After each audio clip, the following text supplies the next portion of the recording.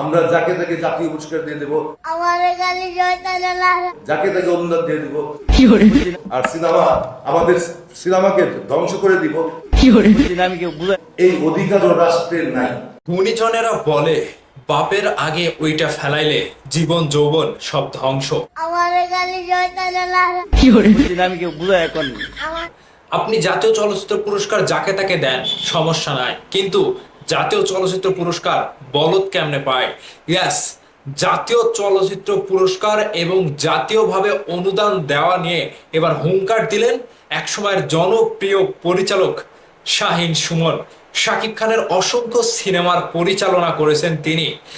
আজকে জাতীয় চলচ্চিত্র পুরস্কার নিয়ে শাকিব খানের সাথে যা কিছু করা হয়েছে সেটি কোনোভাবেই মেনে নেওয়া যায় না। তিনি বলছিলেন যে রাষ্ট্র কখনো এই অধিকার রাখে না, যেই ব্যক্তিটা জাতীয়ভাবে মূল্যায়ন পাচ্ছে সেই ব্যক্তিটা জাতীয়ভাবে চলচ্চিত্রের মূল ধারাটা কিংবা চলচ্চিত্রের কতটুকু অবদান রাখছে সেটা দেখা দরকার। আপনি যাকে তাকে জাতীয় চলচ্চিত্র পুরস্কার দিয়ে দেবেন, সে চলচ্চিত্রের জন্য কিছু করতে পারছে কিনা, চলচ্চিত্রের জন্য কোনো সৃষ্টিশীল কাজ করতে পারছে কিনা সেটা দেখা দরকার।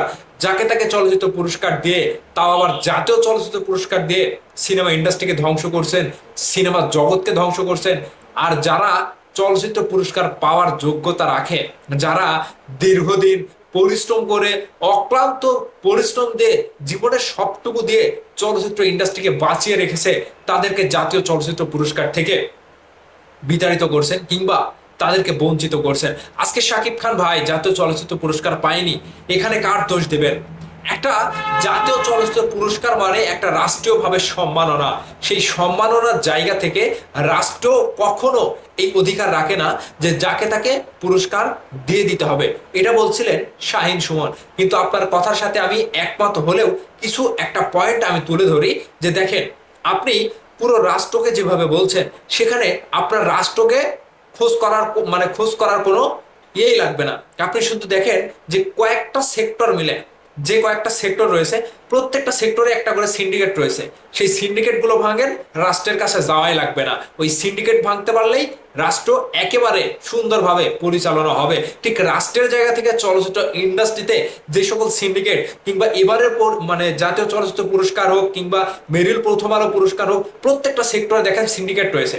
এই সিন্ডিকেটটা ভাঙেন, রাষ্ট্র এমনিতে ভালো হবে। ঠিক এখানে আরো একটা কথা বলি, গতকালকে শাহরিয়ার নাজিম জয় তিনি যেটা বলছিল যে জাতীয় চলচ্চিত্র পুরস্কার হোক কিংবা মেরিল প্রথম আলো পুরস্কার হোক, এই যে রিসেন্ট মেরিল প্রথম আলো পুরস্কার শাকিব খানকে দেওয়া হয়নি, পেয়েছে একটা বলদ।